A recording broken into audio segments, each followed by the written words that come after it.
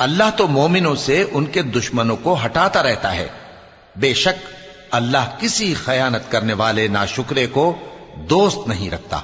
जिन मुसलमानों से खामखा लड़ाई की जाती है उनको इजाजत है कि वो भी लड़ें, क्योंकि उन पर जुल्म हो रहा है और अल्लाह उनकी मदद करेगा। वो यकीनन उनकी मदद पर कादिर है। ये वो लोग हैं कि अपने घरों से नाहक निकाल दिए गए, इन्होंने कुछ कसूर नहीं किया। हां, ये कहते हैं कि हमारा परवरदिगार अल्लाह है।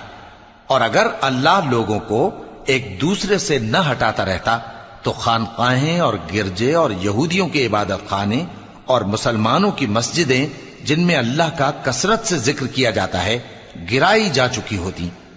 और जो शख्स अल्लाह की मदद करता है अल्लाह उसकी जरूर मदद करता है। बेशक अल्लाह तवाना है, गालिब है। ये वो लोग हैं कि अगर हम इनको मुल्क में हुकूमत दे दें तो नमाज कायम करें और ज़कात अदा करें